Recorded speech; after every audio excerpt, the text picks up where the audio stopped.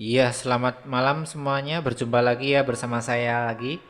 Kali ini kita masuk ke sesi yang kedua ya. Kita masih membahas tentang buku Cara Tepat Berdebat Secara Cerdas, Meyakinkan, dan Positif. Nah, kali ini kita masuk ke aturan yang kedua ya. Kita lanjutkan aja, yaitu tentang kapan saat untuk berdebat, kapan saat untuk menjauh. Nah, saya yakin bahwa Anda pernah terlibat dalam sebuah perbincangan, lalu Anda kira waktu dan tempat tersebut sebenarnya kurang tepat untuk memperbincangkan hal itu. Mengetahui kapan dan di mana Anda dapat memperbincangkan sesuatu dan kapan Anda perlu menjauh merupakan keterampilan yang sangat penting. Sebelum mengawali sebuah percakapan, tanyakanlah kepada diri Anda, apakah ini waktu yang tepat dan tempat yang sangat tepat? Apakah lebih baik untuk menjauh saja dan tidak membicarakan hal itu sama sekali, atau justru menyimpannya untuk dibicarakan pada kesempatan yang lain? Ketika memasuki perdebatan, penting sekali untuk memikirkan hal-hal berikut ini. Pertama, apakah perdebatan tersebut bermanfaat? Kedua, apakah lebih baik melakukan pembicaraan empat mata ataukah dengan disaksikan banyak mata? Ketiga, apakah Anda memiliki informasi yang memadai? Keempat, apakah Anda siap secara emosional? Dan terakhir, apakah lawan bicara Anda juga siap secara emosional? Nah, mari kita bahas kelima poin tersebut. Yang pertama ya, apakah perdebatan tersebut bermanfaat? Nah, ini untuk apa Anda berdebat jika perdebatan ini justru tidak bermanfaat? Bayangkan saja ya, jika Anda menghadiri acara peluncuran usaha yang baru Anda rintis, nih. Dalam acara itu Anda memperkenalkan diri kepada seorang pria tampan dan berwibawa yang segera memberitahu Anda bahwa ia adalah ketua himpunan pemburu setempat. Padahal Anda sangat menentang perburuan.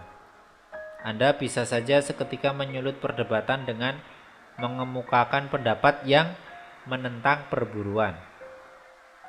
Tetapi mustahil hal itu akan membawa hasil yang bermanfaat. Alasan-alasan yang ingin Anda kemukakan pun sepertinya bukanlah sesuatu yang belum pernah ia dengar. Dalam suasana seperti itu, Anda tidak mungkin dapat berargumentasi secara efektif. Argumentasi semacam ini tidak akan meraih tujuan apapun, bahkan mungkin akan menghancurkan peluang bisnis Anda. Lebih baik Anda menjauh atau mengubah topik percakapan. Simpanlah persoalan itu untuk kesempatan lain.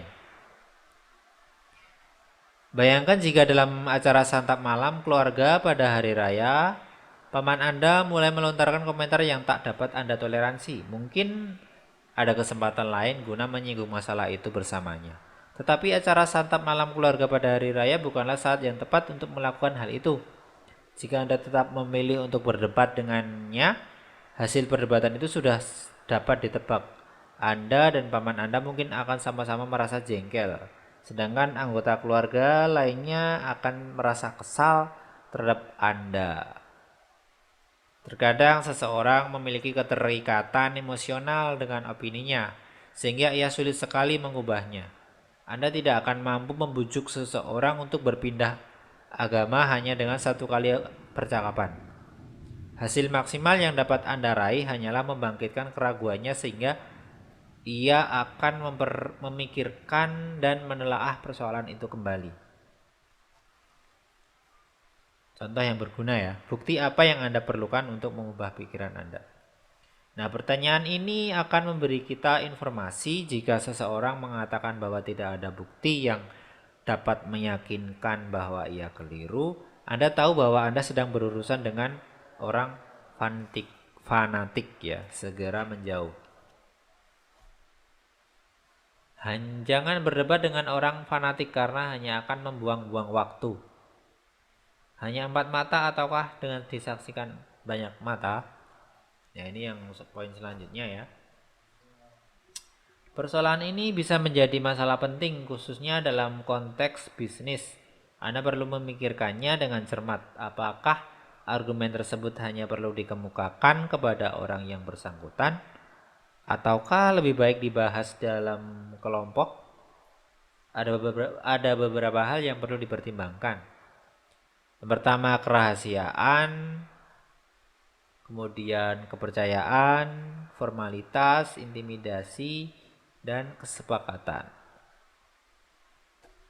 Kemudian poin selanjutnya, apakah Anda memiliki informasi yang memadai? Nah, apapun iming-imingnya, jangan berdebat jika Anda tidak siap. Sebagaimana yang telah kita pelajari dalam aturan utama nomor 1, memiliki informasi adalah kunci penting. Seharusnya Anda tidak perlu merasa malu saat berkata, saya perlu berpikir lebih jauh tentang masalah ini sebelum memberikan opini saya.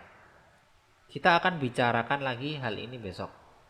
Nah, boleh jadi ketika perdebatan berlangsung terlontar informasi baru yang belum Anda ketahui. Lagi-lagi sebaiknya Anda mundur terlebih dahulu untuk mempelajari persoalan itu lebih lanjut atau mengumpulkan lebih banyak data. Poin berikutnya, apakah Anda siap secara emosional? Berdebat secara meyakinkan memerlukan waktu, perhatian, dan upaya. Berdebat ketika Anda merasa letih, berada dalam kondisi emosi yang tidak stabil, dan tergesa-gesa, biasanya tidak akan bermanfaat. Walaupun Anda tidak merasa letih, emosi Anda dalam kondisi stabil dan Anda tidak tergesa-gesa. Anda sebaiknya tetap memilih waktu ketika Anda merasa siap dan dalam posisi yang tepat untuk menjelaskan argumen Anda sekaligus mendengarkan argumen orang lain. Permohonan Anda untuk memperoleh kenaikan gaji dalam percakapan sambil lalu dengan atasan sepertinya tidak akan membuahkan hasil. Demikian pula dengan diskusi tentang kelangsungan sebuah hubungan yang tengah dilanda masalah, tentu tidak akan berhasil jika dilakukan pada tengah malam. Berhati-hatilah ketika Anda sedang marah. Tatkala mendengar bahwa seseorang telah mengambil keputusan yang tidak Anda kesetujui, Anda mungkin terdorong untuk segera mengirim email kepadanya atau menemuinya untuk menyatakan ketidaksetujuan Anda. Pahami baik-baik setiap informasi yang Anda terima. Pastikan akan sangat malu jika Anda berkuar-kuar untuk mengeluhkan sesuatu, lalu mendapati bahwa Anda ternyata salah paham.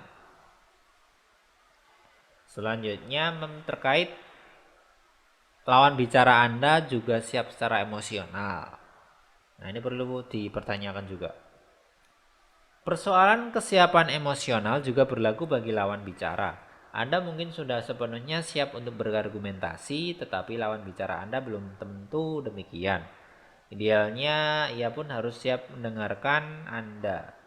Anda mungkin perlu memberitahukan bahwa pokok-pokok pembicaraan itu sebelumnya, misalnya melalui memo yang menjelaskan maksud Anda dan menyarankan diadakannya suatu pertemuan untuk membahas masalah tersebut.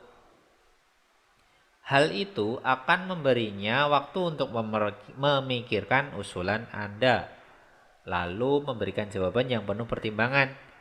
Pilihlah waktu terbaik untuk membahasnya.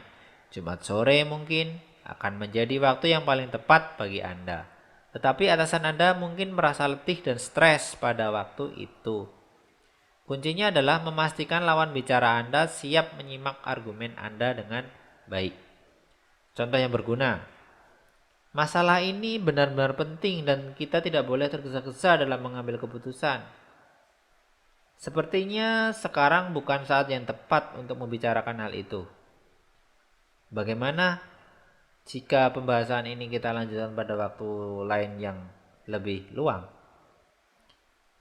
Atau kita dapat memperdebatkan hal ini hingga sore, tetapi mungkin akan lebih menarik jika kita bertukar cerita tentang kegiatan pada libur akhir pekan lalu. Nah, ini ketika lebih baik menghindar. Apakah Anda merasa selalu terlibat dalam perdebatan yang tidak Anda inginkan? Anda dapat menghentikannya. Nah, itu beberapa poin-poin ya. Selebihnya kamu bisa baca di buku Cara Tepat Berdebat. Jadi ada ringkasan yang bisa aku